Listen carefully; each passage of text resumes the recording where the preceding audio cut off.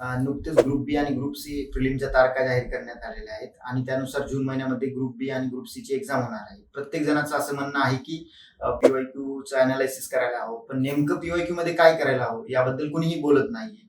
तर मला वाटतं की जर तुम्हाला एक्झाम पास व्हायची असेल तर सर्वात महत्वाचं आहे की पीवायक्यूचं अनालिसिस करणं आणि त्यासाठी सर्वोत्तम पर्याय म्हणजे काय असेल तर हे लॉजिक बुस्टर पुस्तक, जे की अविनाश शितोळे सरांनी नुकतंच प्रसिद्ध केलेलं आहे, ज्याच्या माध्यमातून मला वाटतं की तुमचं चांगल्या प्रकारे पीवायक्यूचं अनालिसिस होऊ शकतं. दुसरं म्हणजे करंट इकॉनॉमिक्स सारखे विषय असतील किंवा पॉलिटी सारखा विषय असतील, या विषयामध्ये काय होत आहे की दिवसेंदिवस करंटचा अँगल खूप येत आहे, ज्यामध्ये काय होत आहे की सपोज तुम्हाला इकॉनॉमिक्सचं करंट करायचंय तर तुम्हाला बजेट वाचावं लागेल.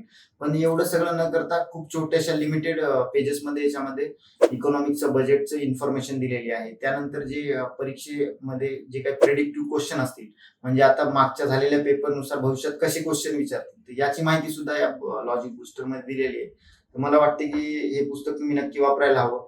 जर तुम्ही याला चांगलं रिगरसली फॉलो केलं तर 100 पैकी आरामशीर या पुस्तकामधून 50 ते 60 पर्यंत तुमचे क्वेश्चन सॉल्व्ह होऊ शकतात. सर्वांनी याचा फायदा घ्यावा. थँक्यू.